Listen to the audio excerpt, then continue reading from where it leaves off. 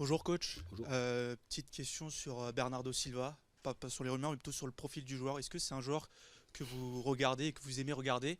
Et est-ce que vous pensez qu'il le faut pour le prochain mercato au Paris Saint-Germain? Merci. Vous avez dit avant votre question qu'il n'y avait pas de question sur le mercato de la saison prochaine. Plutôt sur le profil. C'est bien amené.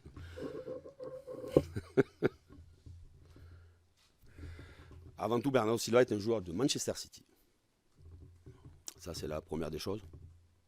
Après, comme vous tous, je pense que vous êtes nombreux à avoir vu son dernier match où il a été très bon. C'est un joueur que moi j'ai découvert quand il est arrivé à Monaco, à l'époque où Luis Campos l'a recruté, où il a été très bon. Il fait partie de l'équipe qui a été championne, l'équipe de champions à Monaco. Ensuite, c'est un joueur évidemment intéressant, mais je le répète encore une fois, il est un joueur de Manchester City. Ben, c'est déjà une très bonne nouvelle pour le club, pour l'entraîneur que je suis, je pense aussi pour nos supporters. C'est un exemple. Il est arrivé chez nous, il est arrivé au Paris Saint-Germain à 19 ans. Il finit sa 10e saison. C'est un des meilleurs défenseurs centrales du monde, international brésilien.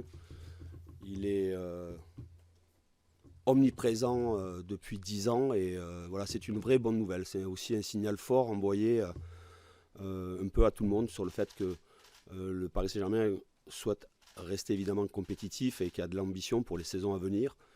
Et c'est aussi pour Marquis une preuve de fiabilité, non pas de reconnaissance, mais de fiabilité sur ce qu'il peut être comme joueur, à la fois sur le terrain, dans son comportement, son investissement, mais aussi au quotidien dans les séances d'entraînement et ce qu'il apporte aussi comme sérénité et calme dans le vestiaire. Didio, qui est avant tout un grand professionnel et un très bon garçon, très bien éduqué. Il s'améliore, il s'améliore sur la lecture du jeu. Je l'ai senti ces derniers temps très décisif sur sa ligne. Il a un gros point fort à la fois sur sa ligne et il prend beaucoup de place, il a des arrêts réflexes. Il commence à prendre beaucoup plus de leadership sur un plan défensif derrière, en dirigeant sa défense, en parlant beaucoup. Il a un axe d'amélioration à mes yeux, mais je vais le dire ici parce que je lui en ai parlé il y a quelques semaines. Il doit être encore plus agressif.